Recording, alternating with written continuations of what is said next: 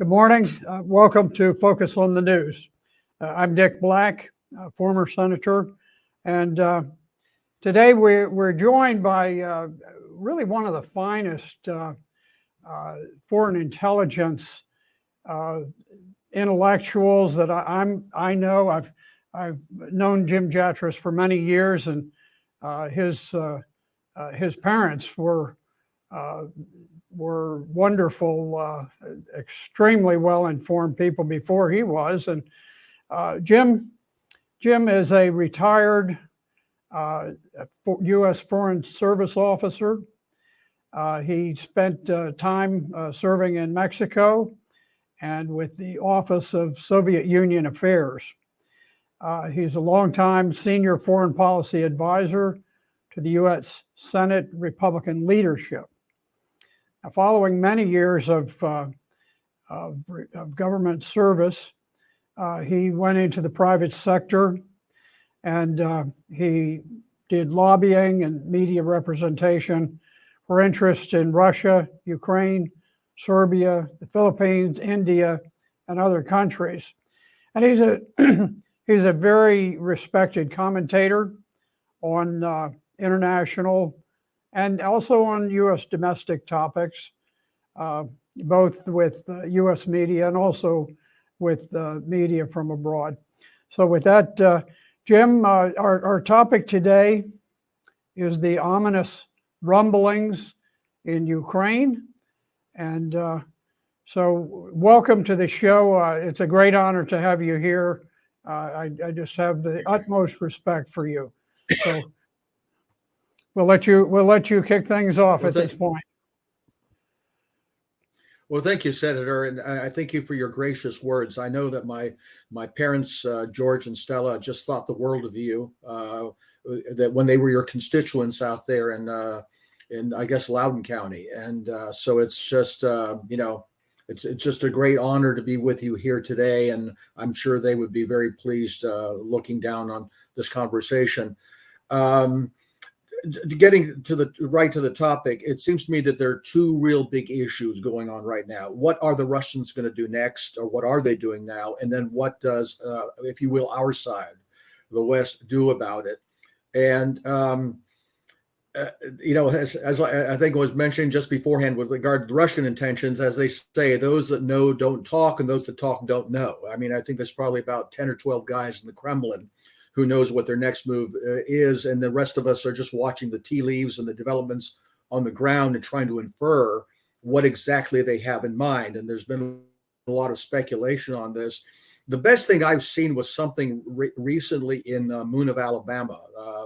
What's it? Bernhard, I guess, is the name of the German guy who runs that.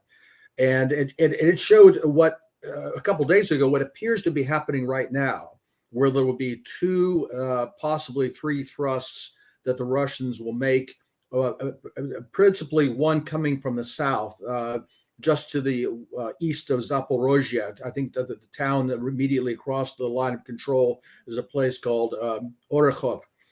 And the long and the short of it, it seems that with this whole confrontation over Bakhmut, the Ukrainians have committed the bulk of their remaining forces, which they've been subjecting to horrible attrition over the last few months in a vain attempt to make progress against the Russians and to hold this strategic location. It looks like the Russians are going to be in a position now to advance in areas that the Ukrainians are very thinly spaced, and essentially to trap all those troops in Bakhmut unless they're pulled out very, very promptly. And it doesn't look like they're doing that. We can get in all the details of this, but the long and the short of it seems to me this is that the Russians seem to have a dilemma right now.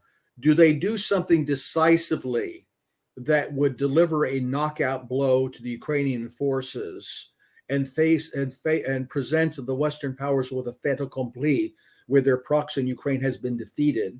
Or do they drag out this war of attrition, this what they call slow grind that is destroying the Ukrainian forces while inflicting very little damage comparatively on the Russian forces? And I think what's really at work there is the Russians, I think, don't want to see our side, if you will, do something really, really stupid that causes a direct military conflict between NATO and Russia, that they believe, and I believe as well, would not be limited in terms of escalation.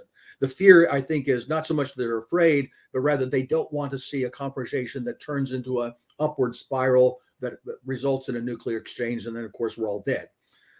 So, and I think their dilemma is, does delivering the knockout blow present a greater danger that we might do something really dumb, or does dragging this thing out create that danger?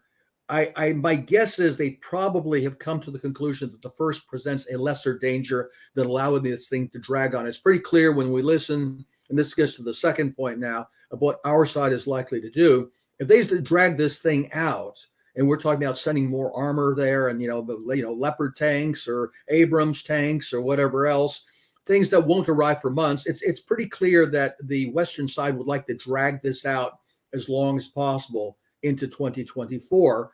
That seems to me to provide a lot of incentive for the Russians to try to wrap this up now, whatever risk that presents in terms of the Western powers panicking and doing something directly to insert coalition of the willing forces into Ukraine. I think they probably have decided they need to run that risk. I could be wrong, but that's certainly the view I would take if I were in their position, that the longer this thing goes on, the longer, you continue the escalator up into something that the West mistakes Russian restraint for weakness or an indecisiveness, and that their restraint works against them in that respect. So I think they're probably going to do something fairly decisive at this point, and maybe we're already starting to see the beginning of that. Yeah, we're certainly seeing rumblings on the periphery, and it seems like quite a number of places there are small local advances here and there. Certainly around Zaporizhia down in the south, we do see, actually, I believe TASS has mentioned editorially that there is an advance taking place, and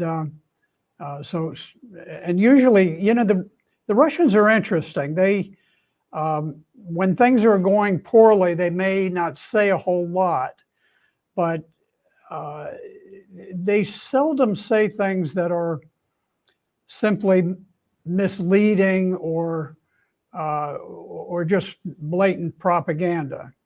It's very interesting because it's quite a contrast with the Ukrainians who just simply make things out of thin air, like the ghost of Kiev, the mysterious Ukrainian pilot at the very beginning of the war who had reportedly shot down 40 Russian jets, and he was just being proclaimed all over the Western world as this incredible hero of the Ukrainian Air Force, and it turns out that it wasn't an exaggeration about the exploits of some pilot.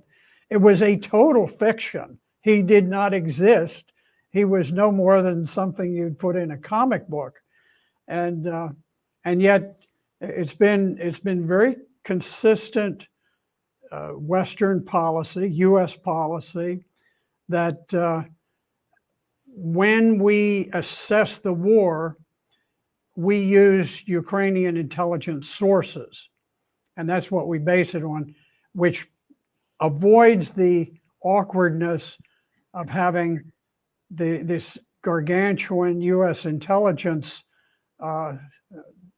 body do its own assessments and admit that things are rather grim over there. But it appears to me that the mobilization that was conducted just over the last several months has been the Russian mobilization has been enormously successful. They managed to essentially draft 300,000 troops. There were another 80,000 volunteers. And I'm not sure whether that's on top of the people volunteering for the the Wagner Group, which is very much like, it's sort of patterned after the U.S. Blackwater, mercenaries, but very effective. So now Russia appears poised with a very large, perhaps 100,000 army ready to cross the border from Belarus, headed south to cut off supply lines to Kiev. And then there is another army of 100,000 somewhere in the Zaporozhye or in the Kharkiv area to the east. And then there is another substantial army in the south. And these are really in addition to the frontline forces that have been fighting the war up to this point. That's a lot of force. That's right, and there may be an element of strategic deception in that. For example, the forces in Belarus that could make a thrust down into Western Ukraine, that might be partly diversionary to force the Ukrainians to type forces there in anticipation of that, while they actually make their move farther in the east, or maybe they make that move later on after they've disposed of the bulk of the Ukrainian forces in the east. I think one thing, I've got a very good friend, Sergei Trifkovich, who is the foreign affairs editor for Chronicles magazine, and he's been convinced that the Russians are making all the same mistakes that the Serbs made in the 1990s during the wars in the Balkans, where they avoided taking advantage of their military potential when they had the advantage, and instead were always going only so far to where they thought now the other side will come to the table. Now we'll be able to make a deal, when they didn't seem to want to realize they were dealing with ideological maniacs who don't understand any deals and have no intention of ever keeping them. I mean, we saw that, for example, with the recent comments from Angela Merkel and others, that the whole Minsk II agreement was simply a ruse to call off the dogs from the Russian side while they built up the Ukrainian forces. And I do have to say that aside from the fact that the Serbs in the 1990s were in a comparably weaker position than the Russians are today, I do have to say that the Russians do seem to exhibit a certain degree of naivete when it comes to their Western opponents, that somehow they think they're dealing with decent or rational people, when in fact they're not. They're dealing with people who on just an ordinary human level are simply, how do I put this, mentally, spiritually, morally sick people who simply have no ability to look at broader, reasonable interests of all sides to try to find a reasonable solution and stick to it. And one of my worries is still that there's that naivete may still exist to some extent on the Russian side, that they may believe that if they give the Ukrainians a really bloody nose now, and the other side says, oh, let's have a truce now, let's have a negotiation, will they fall for that? Because I think, as much as I want to see the dying stop and the killing stop, I think in some sense a blowing the whistle on this and a timeout, it would simply be used as another trick by the Western powers to say, okay, fine, let's give the Ukrainians some breathing space while we pump in a lot more military equipment under the guise of a peace negotiation, and then when the advantage shifts, we'll then really let them have it. But that's the only thing it seems to me the Russians could expect. And I don't think that's going to be in anybody's interest, not in the Ukrainians' interest either. It just means a bigger and more devastating war sometime in the future. I think if the Russians finish this decisively, hopefully with minimal loss of life, that would be the best thing for everybody. But, again, there's so many variables here. That's the trouble.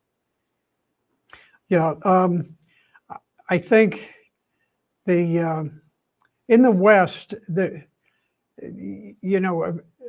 unlike in Russia, you've got President Putin, who makes the final decision on what is going to happen.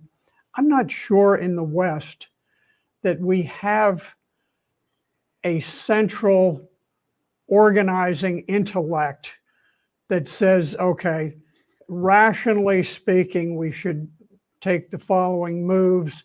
We have certain objectives. This is what we will do.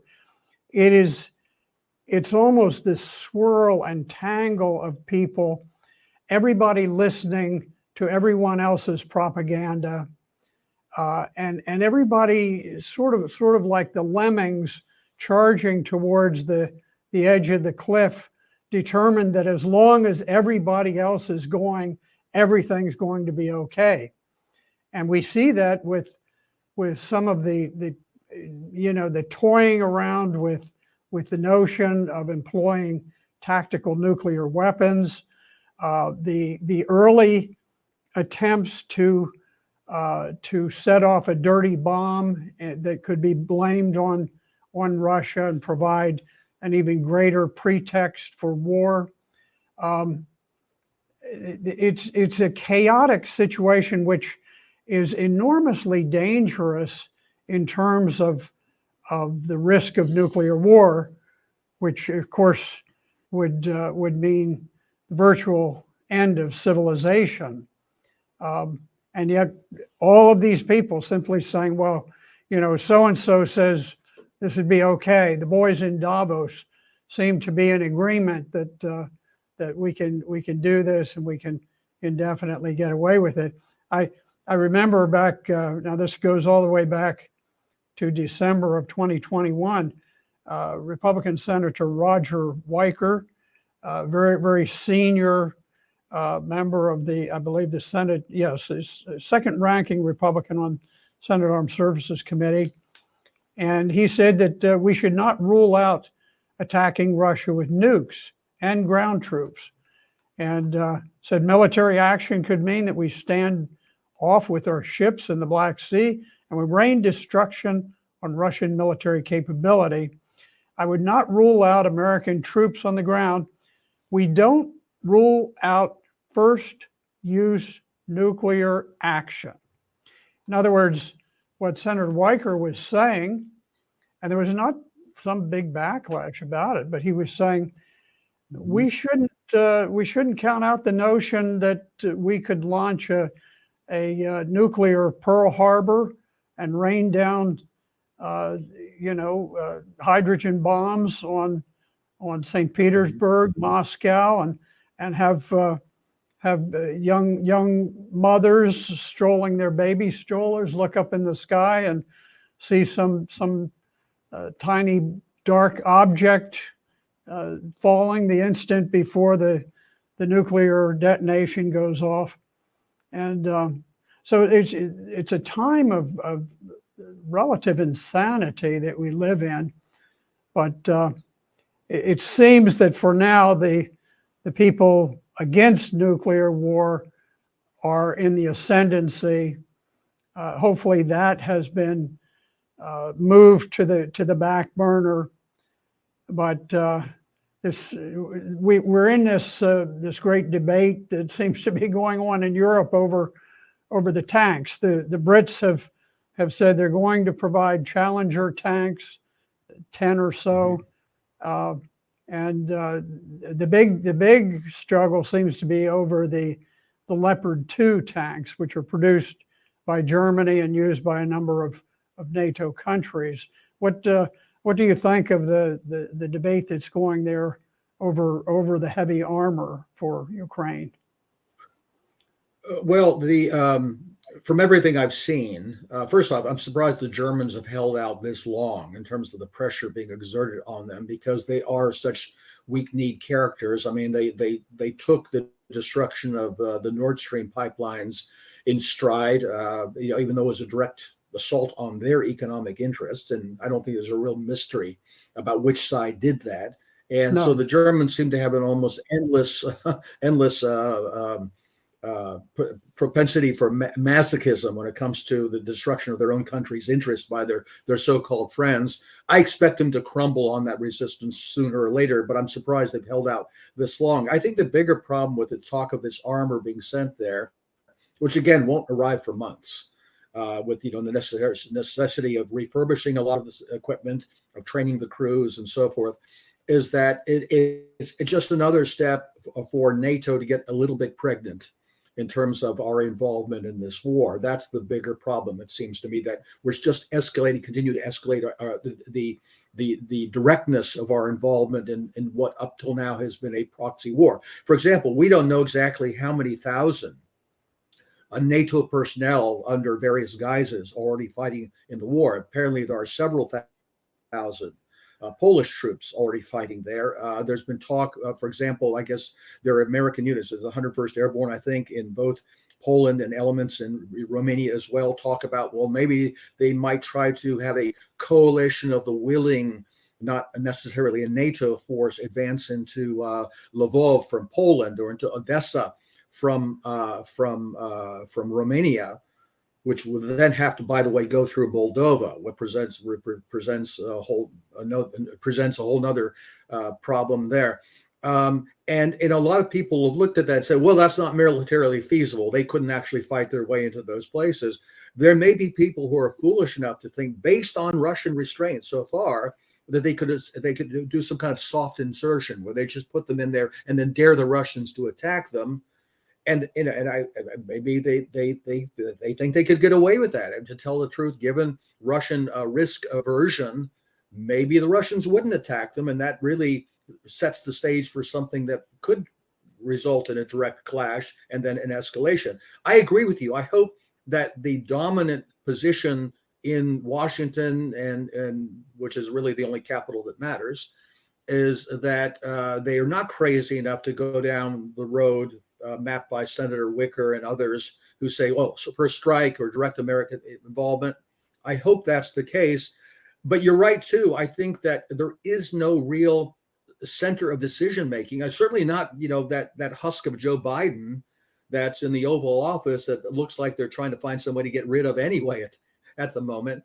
It seems to me that the only one who has even a glimmer of appreciation of how serious this is William Burns, the CIA director and former ambassador to Moscow, who issued that famous "Niet means Niet" memo, I think 2007 it was, maybe 2008, somewhere in there, saying that the Russians have red lines and they have to be taken seriously. And obviously nobody heeded that advice.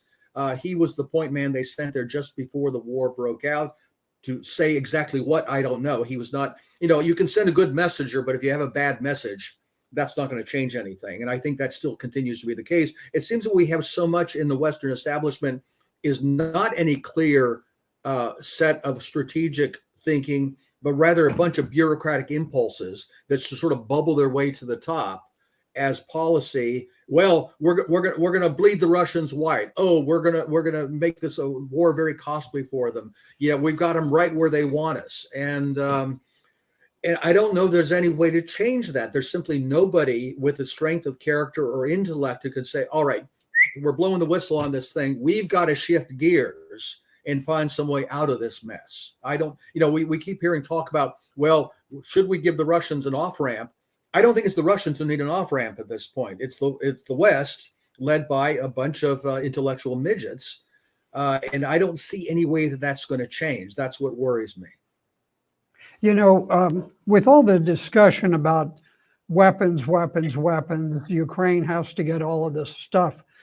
The thing that all of this overlooks is that it's not just weapons that are at issue. It is the manpower to fight the war. Now, back several weeks ago, there was the head of the European Commission sort of let the cat out of the bag, said that there have been 100,000 Ukrainians killed so far in the war. This was a pretty credible number at that point because it was backed up by studies based on cemetery burials, local newspaper obituaries, and that kind of thing, that came up with a hard number of 102,000. Then later on, there was a leak of a very massive Ukrainian internal document that showed that there are 35,000 Ukrainian soldiers missing in action. Now, typically, missing in action means dead. There are exceptions. There sometimes are guys who slip out. So, out of the 35,000, who knows, there might be 2 or 3,000 who actually are living. Maybe some of them are deserters who ran off and they're missing. So maybe even 5,000, but you're talking about a massive number of missing in action who are, for the most part, dead. And this really was before most of the deaths occurred in Bakhmut, where Zelensky has simply sent wave after wave after wave of men to hold the line in Bakhmut. The Wagner forces certainly have lost a lot of casualties, but not nearly in nearly the foolhardy fashion that the Ukrainians have, because they've used their advantage in artillery and their standoff ability and just pummeled the Ukrainians. So what we've seen ever since this inadvertent release by the head of the European Commission of 100,000, we've seen all kinds of wild claims about Russian casualties, saying, oh, well, they've got this many and that many. Oh, it's way more. And it's all rubbish. I mean, it just, I don't have a good grip on what the casualties are among the Russian troops, but my sensing is that it's substantially fewer than the Ukrainian casualties, could be a third. My guess is as good as anybody's, I suppose, but by this time, it's possible that we may have 150,000 Ukrainian casualties. And when they announced a week or two ago that they were going to enter into another phase of mobilization draft within Ukraine, the individual making the announcement said, "Now don't panic." Well, the Ukrainians are panicking because you've got families that have, maybe they had 4 sons and they've lost 3 in battle and they have 1 left, or situations like that. And they're saying, my gosh, we're going to have no family with nothing. And so I think we're approaching the point where Ukraine is going to run out of manpower, no matter how many tanks, no matter how many guns they have. They just will not have the manpower. And there is no sign that Russia is doing anything other than multiplying its forces along the front lines. That's correct. And, again, we can't be sure about this, but from all the indications I've seen, it looks to me like the Russians are losing somewhere between 100 or 200 a week, which is, nothing to sneeze at. I mean, that's bad. That's kind of the thing we saw during various times during the Vietnam War with American forces. But it looks like the Ukrainians are losing that like every day. And that the attrition rate is just so completely lopsided. And you wonder, one of the things that has kind of puzzled me in this war is the ability for Kiev to send soldiers into the, hate to use the expression, meat grinder, and they docilely, meekly go to their deaths. And you wonder at what point some of these guys start figuring that their best chance of survival is to shoot their officers instead, and that this thing starts turning into a mutiny. There have been scattered reports like that, or it's also a lot more talk of surrender. I got a report earlier today that in this northern thrust in Zaporozhye, that this was just weakly defended territorial defense, and these guys just threw down their guns and ran, especially since if they're local, that means they're basically Russian speakers who probably don't want to be in Ukraine anymore anyway, and they're certainly not going to die for the Kiev regime.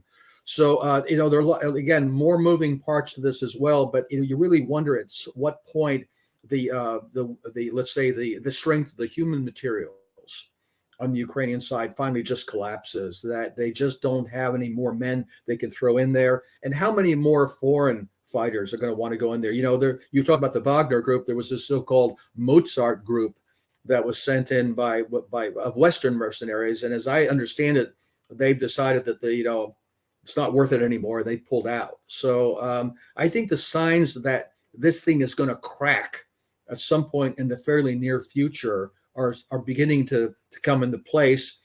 I just don't know then what that means then. Once the propaganda narrative that, Kiev is winning finally has cracked, what happens after that? And then what do these numbskulls in Washington and London and Warsaw decide they have to do next? Yeah. One of the things that it is such a shame that the narrative has been so wildly distorted in the West. If you look at it, when the U.S. overthrew the legitimate, duly elected government of Yanukovych in 2014, it did so with an extraordinarily violent revolution. We had people from our State Department selecting the ministers of the new government even before the old government had been driven out, and then very, very quickly the new revolutionary junta enacted a change to the Constitution that removed Russian as one of the two official languages of Ukraine. They had as their first language Ukrainian, as their second language Russian. I've seen different reports, anywhere from a third to 40% of the people in Ukraine spoke Russian.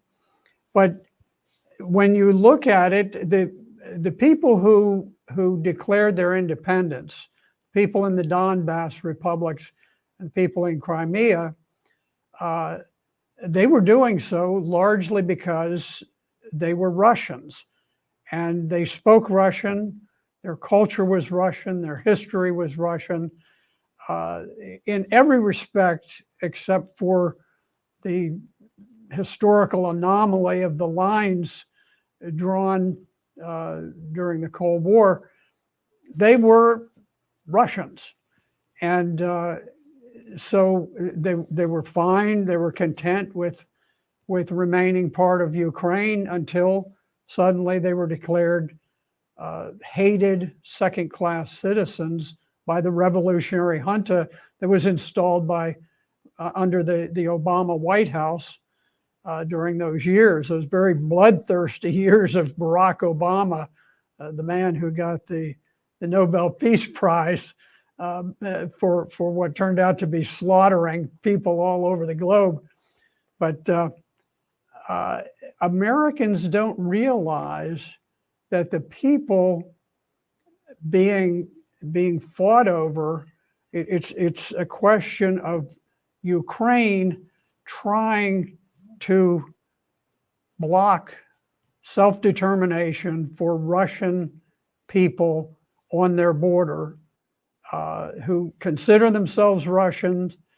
They are Russians, and they are right on the border with Russia. I read this morning that the Gallup polling organization had done a poll to determine the public sentiment in Crimea. And this is before the overthrow of the Ukrainian government. And they were rather shocked to discover that over 90% of Crimeans wanted to be part of Russia. That's because they are Russians. They've been Russians for many centuries. And so Americans don't recognize that it is Ukraine trying to force Russians to become part of Ukraine, forcing them back into the Ukrainian state. And there's a great deal of misunderstanding in the American public about what the war was caused by and what it's all about. Um, well, you talked about the overthrow of Yanukovych. I remember watching the news footage of the mostly peaceful protests against Yanukovych, where you had people with clubs and Molotov cocktails and chains attacking the police. And the news media saying, "We see here the police repressing peaceful protesters." And I remember seeing once one of the Berkut policemen being carried away on a stretcher minus his head. I don't know how you lose your head against a mostly peaceful protest, but that's the kind of thing we were seeing there. It's interesting that you talk about the language, Russian and all that, that the former spokesperson for Zelensky, Aristovich, gave an interview a while back, not that long ago, where he talked about how Kiev, tried to impose on the Russian speakers on the East an identity that was alien to them. You can't be speaking your mother's language that you learned as a child growing up, and if you don't like it, you can go to Russia. And he says, well, or maybe Russia will come to them. So who's stupid now?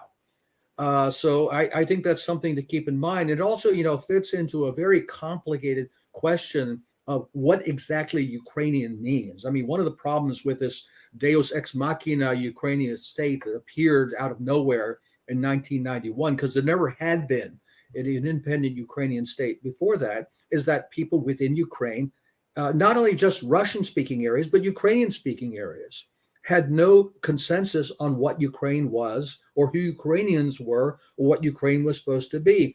And they attempted to foist on not only the Russian-speaking areas, but all of Ukraine, even Ukrainian-speaking areas like Chernigov and Zhytomyr and places like this far west Banderist ideology from areas that were part of the Austrian Empire or after that Poland, and had a very different sense of what Ukraine was supposed to be. Because if you look at Ukraine before the revolution, Ukrainians, I don't mean Russian speakers, Ukrainians were the most patriotic Russians in the whole Russian Empire. It was they were considered Russians in the same sense that Saxons and Bavarians and Prussians are all Germans, but they have their own local languages, their own local history and identity, but they're all Germans. And the same thing was true of Russians, Belarusians, people from various regions in these areas. It was only really during the Soviet period and then during World War II and the whole Banderist presence during that time that you had these different strains of Ukrainian identity. And I think what we're seeing now is, and this is something Putin said before the war ended, the war began, that if Ukraine wants to be an independent and prosperous state and be a friend with Russia, have a positive relationship, sort of like Austria does with Germany or Canada does with the United States, that's entirely possible. But if it insists on being Russia's enemy and anti-Russia, that will call Ukrainian statehood itself into question. And I think we're seeing that now. I'm not sure there will be a Ukrainian state at the end of this thing. Let's remember that what you said about what this Kiev regime was doing to Russians in East Ukraine, Russia is not doing that to Ukrainian speakers. If you look at Crimea, for example, among the official languages besides Russian is Ukrainian and Tatar. So I don't know what the final end game will look like here, but I think it will be probably a little more open-minded and more respectful of local identities, languages, history, culture, and tradition than what we've saw from this. I think this term neo-Nazi has been overused, but I would say certainly Banderist ideological regime from Kiev, which is got really very limited roots in Ukraine, and not just in Russian-speaking areas, even in Ukrainian-speaking areas. Well, Jim, we really appreciate your insights on this. I think we're at a point where we don't precisely know, but we can certainly see the storm clouds gathering across the battlefields of Ukraine, and I suspect we'll see some dramatic developments over perhaps the next month. But in any event, this gives us some good insight into where we stand and where we're headed. So with that, we will sign off. This is Senator Dick Black, and we've been proud to have our friend Jim Jatras with us today. We will see you at 11 o'clock on Wednesday for Focus on the News.